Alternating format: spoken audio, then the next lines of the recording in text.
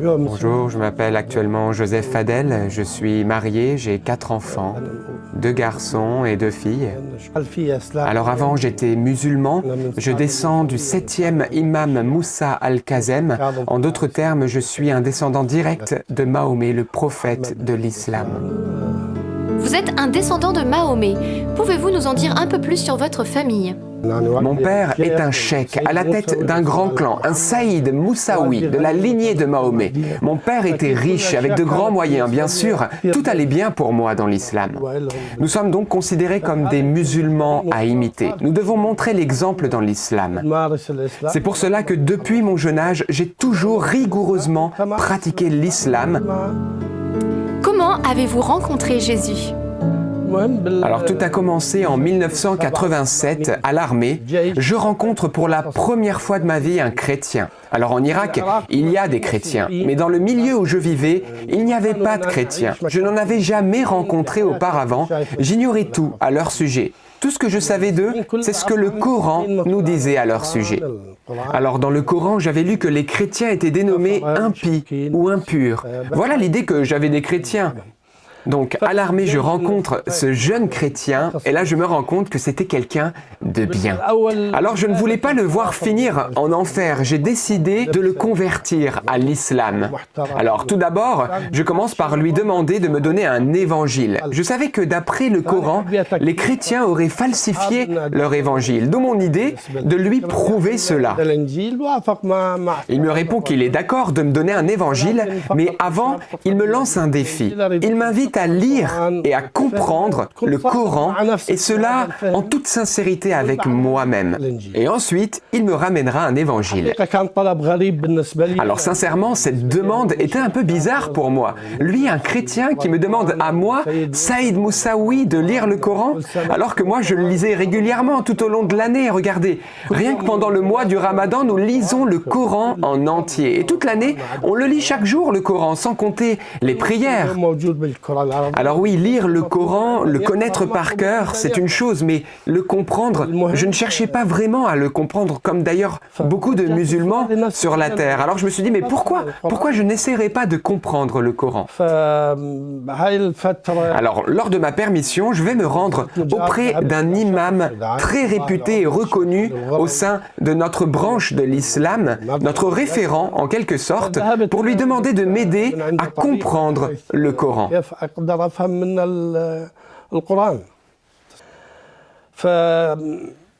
Alors, il commence à m'expliquer les prérequis nécessaires pour comprendre le Coran. À vrai dire, si c'était une autre personne que moi qui serait venue le consulter, je crois qu'il l'aurait renvoyé aussitôt, sans satisfaire à sa demande. Mais moi, il me connaissait bien, il me considérait comme son fils. Il commence donc à m'expliquer les prérequis indispensables à la compréhension du Coran. Je dois bien connaître la langue arabe, bien maîtriser la grammaire arabe. Il faut également connaître les abrogeants et les abrogés parmi les sourates du Coran. Il faut apprendre la tradition, etc. Bref, il m'a fait comprendre que si je voulais comprendre pleinement le Coran, il fallait que je lise 500 livres différents pour m'aider à l'interprétation des sourates. J'ai bien senti qu'il tentait de me décourager et de me faire renoncer à cette idée de comprendre le Coran. Il me met face finalement à quelque chose d'impossible à faire.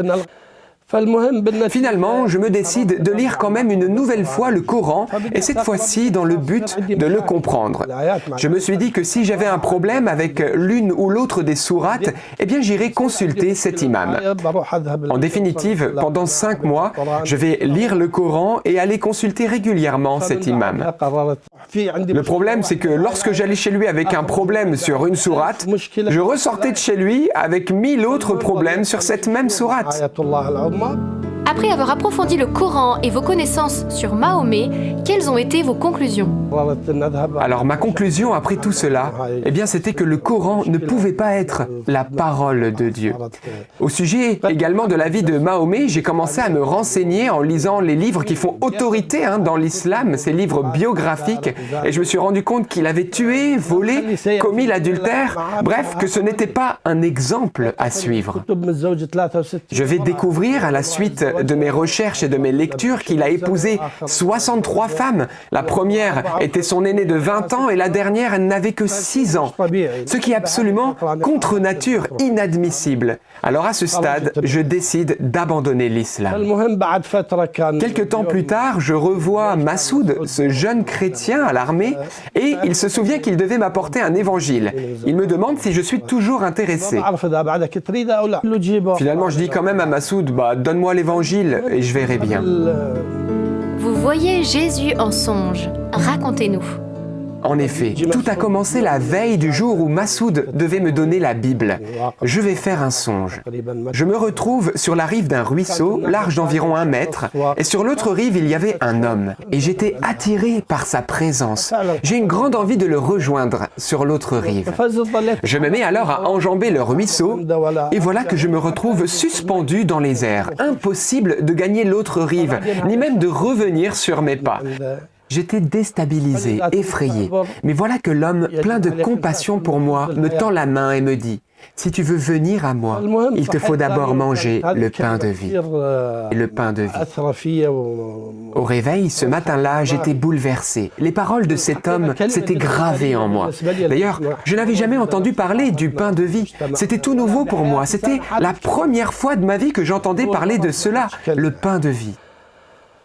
Alors la journée continue et Massoud arrive avec l'évangile qu'il me donne dès son arrivée. Je me mets à l'écart pour le lire et je décide de l'ouvrir comme ça, par hasard. Et voilà que je tombe sur le chapitre 6 de l'évangile selon Saint Jean. Et la toute première parole que je vais lire dans cet évangile, c'est lorsque Jésus dit « Je suis le pain de vie ». La même parole que j'avais entendue en songe. C'était fou pour moi. Cette même parole, je suis le pain de vie, à la fois dans l'évangile, dit par Jésus, et à la fois dans mon songe. Je comprends que cet homme, c'est Jésus. Et je comprends que Dieu m'invite maintenant, personnellement, à lire l'évangile. Et en effet, je vais rencontrer le Christ à travers la lecture de l'évangile. Et je suis totalement saisi par le Christ. Je décide alors de mettre ma foi en lui, de croire en lui. Et par la suite, malheureusement, mes problèmes vont commencer. Qu'allez-vous faire ensuite? Je vais, à partir de ce moment-là, essayer de me rapprocher des chrétiens. Alors, la plupart des chrétiens en Irak se trouvaient à Bagdad. Je leur expliquais que j'avais foi en Jésus et que je souhaitais communier au moins une fois dans ma vie. Mais à chaque fois, j'étais rejeté, là où je me rendais. Mais malheureusement, ils avaient peur à cause de mes origines et je fus rejeté. Il est important de comprendre que dans le Coran, il y a des sourates qui ordonnent de tuer celui qui quitte l'islam. Il y a aussi un hadith de Mahomet qui dit « Celui qui parmi vous abandonne l'islam sera tué. Celui qui change sa religion en quittant l'islam, tuez-le. » Donc, si tu quittes l'islam, tu es passible de mort. Et c'est ce qui m'est arrivé. Et d'autant plus si tu quittes l'islam pour le christianisme. La faute est encore plus grave et la sanction est sans appel, c'est la mort assurée. Quelque temps plus tard, nos parents ont remarqué qu'il y avait du changement dans notre vie et ils ont essayé d'en savoir plus en interrogeant notre fils de 4 ans et mon fils de 4 ans répond à mon père par un signe de croix. Ils vont par la suite fouiller ma maison, découvrir un évangile. Je vais alors être arrêté et conduit devant les autorités musulmanes qui vont décréter une fatwa contre moi, ordonnant ma mort. Vous allez être emprisonné. Racontez-nous ce que vous avez vécu. Mon père m'aimait beaucoup, il ne voulait pas que je sois mis à mort. Il espérait, avec de l'intimidation, des pressions, que je quitte la foi chrétienne. Alors, qu'est-ce qu'ils ont fait? Ils m'ont jeté en prison et cela pendant 1 an et 4 mois. Les 3 premiers mois ont été très difficiles. J'ai été torturé, frappé, humilié. La seule chose qui m'a permis de résister à ce moment-là, c'est le Christ. Oui, il avait dit dans l'Évangile qu'à cause de son nom, je serai torturé, que je serai persécuté et même rejeté par les miens à cause de ma foi en lui.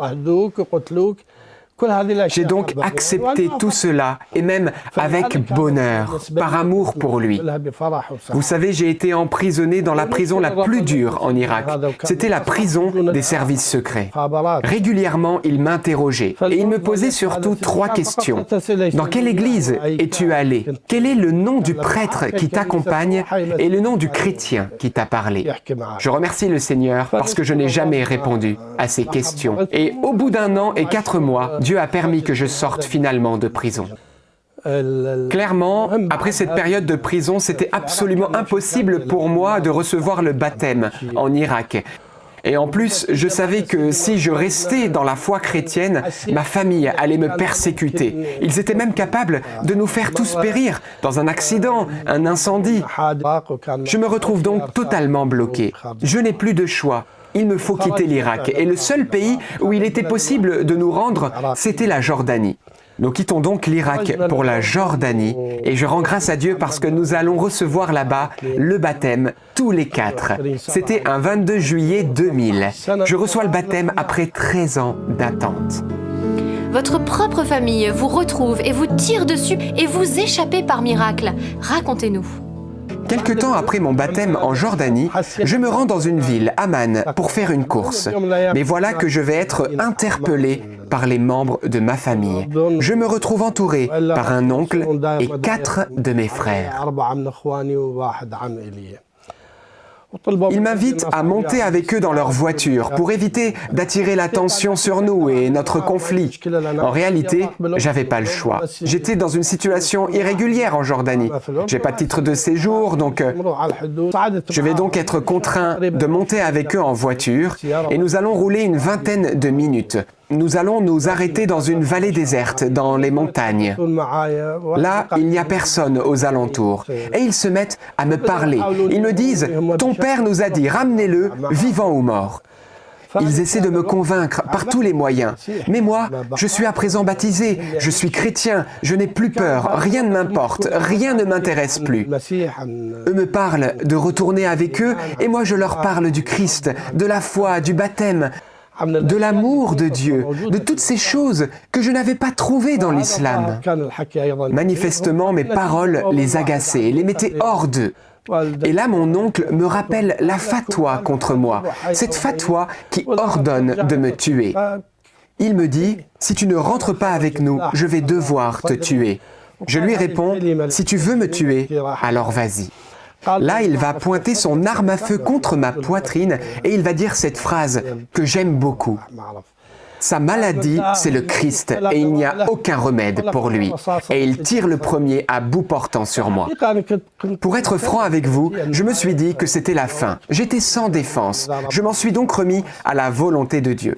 Mais là, alors que j'étais debout devant eux, j'entends une voix. La voix d'une femme qui me dit « Cours, cours, enfuis-toi ». Je me mets alors à courir. Ils sont 5 à me tirer dessus. J'entends les balles qui sifflent tout autour de moi. C'était horrible. Et au bout d'une certaine distance, je sens que ma jambe est touchée. Je tombe évanoui. Et je me réveille, je ne sais comment, à l'hôpital.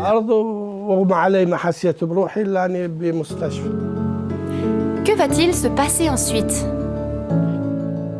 Pour être franc avec vous, à mon réveil à l'hôpital, j'avais oublié où j'étais atteint. J'entends le médecin dire « Il est blessé par balle, il faut avertir la police ». Mais vu ma situation irrégulière, je supplie le médecin de m'examiner avant d'appeler la police et de me dire où je suis blessé et le degré de gravité de mon état. En effet, je lui explique que si je ne risquais pas de mourir dans l'immédiat, j'étais d'accord de quitter l'hôpital et de me faire soigner ailleurs chez moi. Finalement, il accepte de m'examiner et en me rassurant, il me dit « Vous n'avez été touché qu'une seule fois dans la jambe gauche au niveau du mollet ». Je comprends donc que je peux rentrer chez moi. J'appelle alors la religieuse qui s'occupait de nous et qui va m'envoyer un taxi. Arrivé à la maison, voilà que 3 médecins m'attendaient aux côtés de la sœur. Ils examinent ma jambe blessée par balle et là, je constate vraiment que Dieu m'a protégé. Ils me disent que la balle n'est pas ressortie de la jambe, il y a une porte d'entrée mais il n'y a pas de trace de sortie. L'un des médecins a même réussi à palper la balle qui était à l'intérieur de ma jambe. Ils essaient alors de se mettre en contact avec un hôpital pour programmer une chirurgie pour retirer cette balle parce qu'ils avaient peur que cela s'infecte. Malheureusement, aucun des hôpitaux ou cliniques contactés ne voulurent me recevoir sans le constat de la police. Alors il va se passer quelque chose d'incroyable. D'un coup, le sang va gicler de ma jambe de l'autre côté du trou d'entrée de la balle. Le médecin qui était à côté de moi ne comprenait plus rien. Il n'arrivait plus à palper la balle. On l'a cherché partout, mais non, on ne l'a pas retrouvée. L'un des médecins qui était autour de moi, qui est chirurgien et aussi chrétien, était intrigué par le trajet de la balle à l'intérieur de mon mollet, parce que le point d'entrée et le point de sortie ne sont pas une ligne droite. Le lendemain, il m'amène clandestinement dans un hôpital militaire où il travaillait pour me faire une radio. À la suite des examens que j'ai eus, nous n'avons pas retrouvé la balle. Et chose étonnante que m'a dit ce chirurgien chrétien, c'est que la balle a épargné les os, les muscles et les tendons. Elle a eu un trajet comme en zigzag à l'intérieur de ma jambe, chose qui est absolument impossible. Après cet événement, avec ma famille, nous changions d'endroit chaque nuit. Nous ne restions pas longtemps dans le même endroit. Nous avions peur de retomber dans les mains de ma famille, qui continuait certainement à nous chercher. Êtes-vous actuellement toujours menacé de mort ? J'ai toujours cette fatwa spéciale contre moi qui ordonne de me tuer. Et en effet, cette fatwa n'est pas limitée. Elle est valable partout et en tout temps. Avez-vous repris contact avec votre frère qui vous a tiré dessus ? Oui, en effet, je rends grâce au Seigneur. Quelque temps après notre arrivée en France, j'ai recherché à prendre contact avec ma famille, en commençant par chercher les numéros de mes frères. Et j'ai réussi à reprendre contact avec certains d'entre eux. Une bonne nouvelle, c'est que l'un de mes frères avec qui j'ai continué de parler au téléphone s'est converti et a rencontré également le Christ Jésus, alors que lui, il ne voulait rien entendre. Aujourd'hui, il est baptisé et sachez que ce frère-là était présent lors de mon agression par balle. C'était l'un de ceux qui me tiraient dessus. Oui, je rends grâce au Seigneur pour ce frère qui a été baptisé. Vous faites souvent la distinction entre l'islam et les musulmans. C'est important pour vous ? Bien entendu. Tout d'abord, je voudrais redire à tout le monde que je ne hais pas les musulmans. Les gens pensent que je pourrais haïr les musulmans parce qu'ils m'ont persécuté et torturé. Eh bien non, je ne hais pas les musulmans. Au contraire, je les aime. En devenant chrétien, je suis devenu plein d'amour et non pas plein de haine. Donc je n'ai aucune haine envers les musulmans. En revanche, j'ai vu ce que l'islam peut faire d'horrible. Que souhaitez-vous dire aux personnes qui nous regardent et particulièrement aux personnes musulmanes ? J'aimerais demander à tout le monde, et particulièrement aux musulmans, eh bien de lire et comprendre le Coran, et cela d'une manière sincère avec soi-même. J'invite tous les musulmans à réfléchir par eux-mêmes, sans se fier à ce qu'on leur dit. Aujourd'hui, il est facile de trouver l'information. C'est pourquoi j'invite les musulmans à chercher la vérité, à chercher même à comprendre le Coran par eux-mêmes. Un mot de la fin ? Le dernier mot que j'aimerais adresser à tous, c'est que Dieu est amour. Oui, Dieu est tout amour. L'amour, c'est Dieu. Dans les Saintes Écritures, Dieu déclare que le Messie viendrait pour être le sauveur du monde. La vie de Jésus prouve qu'il est bien celui dont les prophètes avaient parlé. Ésaïe a prophétisé que la Vierge deviendrait enceinte et qu'elle enfanterait un fils. Des siècles plus tard, la naissance de Jésus accomplissait cette prophétie.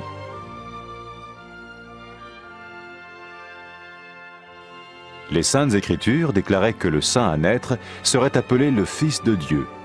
Cela signifiait que Jésus serait le Fils de Dieu au sens spirituel et non au sens physique. Nous le voyons par sa manière de vivre. Il a guéri des malades, il a pardonné leurs péchés, les a ramenés à Dieu et leur a promis une place dans le royaume éternel de Dieu. Il s'est offert lui-même en sacrifice pour le péché à leur place. Puis il est revenu à la vie, victorieux sur la mort selon le plan de Dieu. Jésus a dit « Personne ne me prend la vie, mais je la donne de ma propre volonté. » La vie de Jésus n'a pas seulement accompli les écrits des prophètes, mais elle a aussi confirmé la vérité de la sainte parole de Dieu. Les prophètes avaient écrit « Ta parole, ô mon Dieu, est parfaite, elle dure à toujours. » Jésus lui-même a dit « Le ciel et la terre disparaîtront, tandis que mes paroles ne disparaîtront jamais. » Jésus est venu pour nous donner la vie dans toute sa plénitude. Et quand l'homme a désobéi à Dieu dans le jardin d'Éden, il a choisi sa propre voie et ses actions l'ont séparé du Créateur.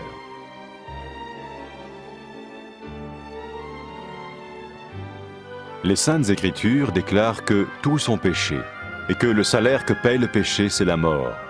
Il s'agit de la mort spirituelle, éternelle séparation d'avec Dieu. Mais tout comme Dieu a donné un bélier pour qu'il meure à la place du fils d'Abraham, ainsi il a envoyé Jésus, le Messie, mourir à notre place. Sa vie, sa mort et sa résurrection restaurent la relation entre Dieu et tous ceux qui mettent leur confiance en lui. Maintenant, non seulement Jésus pardonne les péchés de ceux qui le suivent, mais il les sauve aussi du jugement éternel de Dieu.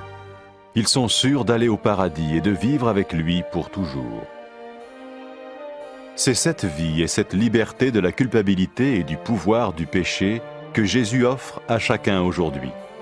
Cela ne veut pas dire suivre une religion, mais choisir d'avoir foi en Jésus qui dit « Je me tiens à la porte et je frappe. Si quelqu'un entend ma voix et ouvre la porte, j'entrerai chez lui. » Cela veut dire se tourner vers Dieu et croire que Jésus vient dans nos vies pardonner nos péchés et nous rendre tels qu'il veut que nous soyons. Il ne suffit pas d'approuver intellectuellement ce qu'il dit, ni de vivre une expérience émotionnelle. Nous le recevons par grâce, au moyen de la foi, par un acte de notre volonté. Lorsque quelqu'un est prêt à suivre Jésus le Messie, il peut lui parler par une simple prière. Vous sentez un soutien, vous sentez que votre vie n'est pas une vie normale. Vous sentez que vous êtes porté. C'est gratuit. Il ne vous demande rien. Il vous demande juste d'ouvrir votre cœur et d'oser croire en lui. Osez croire. On ne demande ni d'argent. On vous demande pas une souffrance particulière. On vous dit faites confiance et croyez. Essayez. Vous n'avez rien à perdre. Essayez. J'ai essayé. Ça fait plus de 20 ans que je suis dedans. Et je ne repartirai pour rien au monde. Aucun milliard au monde ne me fera changer d'avis et me séparer de lui. Impossible. Donc, osez Jésus avant qu'il soit trop tard. Osez. Ne le faites pas demain. Faites-le maintenant. Et quand la fin de votre vie arrivera, parce qu'elle arrivera pour tout le monde, pour moi et pour les personnes qui me regardent, ou même pour les personnes qui sont derrière cette caméra, au moins vous serez sûr que vous partez avec celui qui vous a donné une nouvelle vie. Cette vie peut commencer maintenant, dès que vous l'acceptez, et cette vie continuera après que la mort soit venue. La mort n'est qu'un passage pour une autre vie beaucoup plus belle. Mais vous avez la possibilité d'oser cette nouvelle vie maintenant, tout de suite. Faites-le maintenant, tout de suite. N'attendez pas demain, ni après-demain. Faites-le maintenant, tout de suite. Prenez 1 minute et faites-le. Je vous en prie, vous ne serez pas déçus.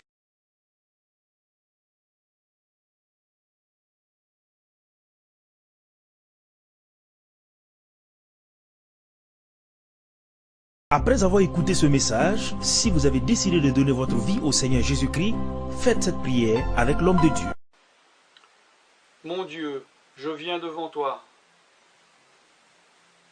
tel que je suis. Je confesse Jésus-Christ comme mon Sauveur et mon Seigneur.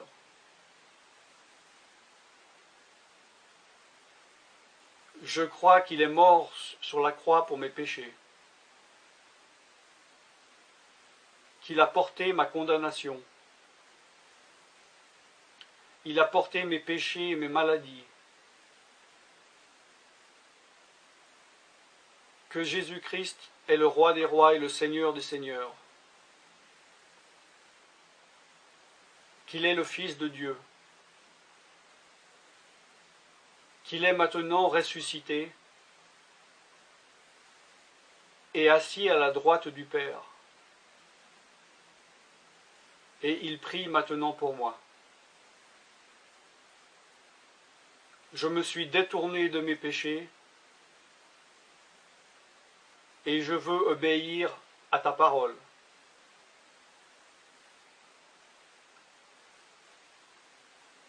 Je viens à toi en te demandant, mon Dieu, de me donner ton Esprit Saint.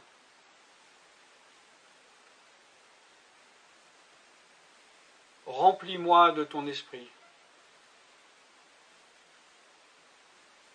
afin que tu ne sois plus à l'extérieur de moi, mais que tu viennes habiter en moi.